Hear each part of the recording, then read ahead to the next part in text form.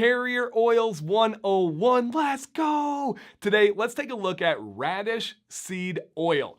Yes, like radishes, the root vegetable that I have a feeling a lot of you don't know a ton about with the oil. And I have a feeling because I don't really see this in beard care products. I don't think I can name an actual product or company that uses it currently.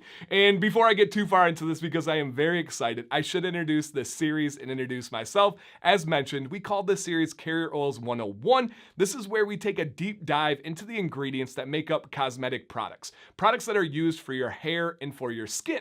For me, that lens usually begins with beard care. However, here's a little hidden secret. If it's good for the hair that makes up the beard and the skin underneath it, it's good for all hair and skin. So this could be used for women, for men that don't have beards, for children. Really, anybody can find this information useful and hopefully find it interesting at the same time. If that sounds good to you guys, let's do a little virtual high five. And the way we can do that is by hitting that thumbs up button, aka the like button on this YouTube video, right down below where you're watching right now. That would mean a lot to me, and I'd like to say thank you. Now, if I'm speaking about me, I should introduce myself. My name is Dan C. Bearded, and I do this as a career. I have an absolute passion for skin and hair products and ingredients and processes and routines, and I get a lot of fulfillment out of this. If I help someone understand their beard better, maybe it helps their confidence. Maybe they drink more water. Maybe they eat more. Maybe they move more. Maybe they're just more conscious of their overall health.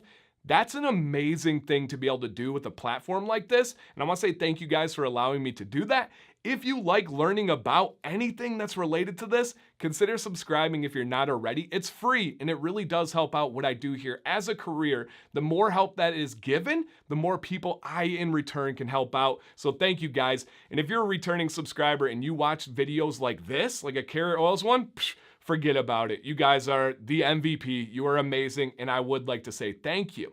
Now, I don't even know if I mentioned this, and when I kind of said, I'm not sure if people are knowing a lot about this oil, is because I don't know a single beard product company that uses it or a product that uses it. I'm sure there are. It's just not coming to me off the top of my head, and maybe I'm going to explain the history of it. Maybe I'm going to explain the benefits, and then if I recommend it or not, which you want to stay tuned for that. Maybe there's a reason why we don't commonly see it, or maybe it's just a hidden gem. So let's dive right in, guys, and get to the history. A little bit more about me if you don't know already. I am a former middle school history teacher. I taught history for 12 years, another passion of mine. It's okay to have multiple passions, and one way for me to infuse that passion into this career, into this platform, is with videos like this. So let's take a look at the actual history of this oil.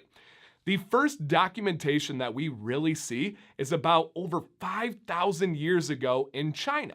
Now, this is where the plant, the wild plant, originated, the radish, and we have actual evidence, actual documentation of people in China using this oil, not the radish itself. That's been used for far longer, but the actual oil to treat kidney stones. They believed it was a diuretic, which could help, and they believed that there were some acids inside of it that could help break down the deposit that created kidney stones. Now, with the lens of modern science, we look into it, there is something to that. Now, I am not a doctor. I am not recommending to do that if you have kidney stones. I don't know enough about that to say good, bad, or other. I'm just telling you the history and the documentation.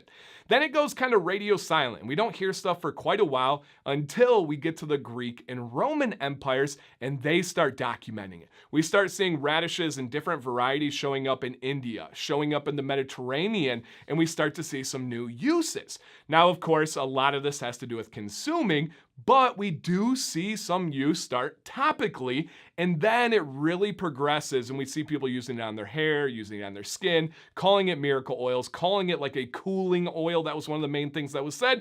But then we fast forward again back to China, and we have documentation of Chinese doctors using it on skin to treat skin ailments as an anti-inflammation ingredient. They thought that it could relax the skin and it could treat all sorts of different skin ailments. Really cool to kind of break down the history and see where that's gone. Now, to this day, the leading producers in the world of radish seed oil would be China and India. But don't worry, if you're in the US like I am, we have US grown, US extracted, which is cold pressed, by the way. The main extraction method is cold pressed in the US with the leading states of California and Florida. So not like the craziest, we're not seeing this in like wars and great like historical people, but kind of interesting to see how it moves around the country, how it was used and the different uses. Man, it doesn't even have to be a wild story, and I love the history of this stuff.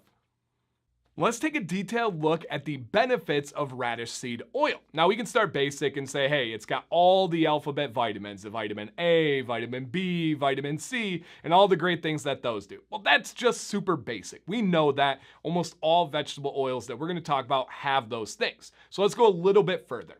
This, in terms of cosmetics, beard, skin, hair care products, is known as a natural silicone or a silicone alternative. And the reason behind that is, and we'll back up just a half step here so it can make a little bit more sense when I explain, a term that you're gonna hear a lot on this channel would be fatty acids. Now that's important because the fatty acids all have a different thing that they do well, and if you balance them correctly, you can get a special blend. Well, there are over 300 different fatty acids. Wow.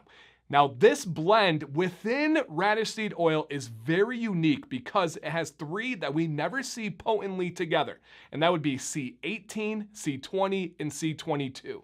This gives it that really unique kind of silicone feel to it. Now it's got a medium viscosity, sometimes on the medium light side a tad, but we'll say medium viscosity. But what it does uniquely is it does seal and coat the hairs, and it deeply penetrates the skin. This is a hair and skin oil equally.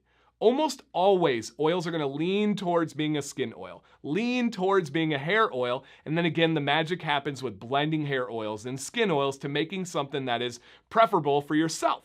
Well, this one does everything really well. You rarely ever see something that's gonna seal and coat and stay on the hairs, but also deeply and quickly penetrate. Well, radish seed checks that box. Very, very cool.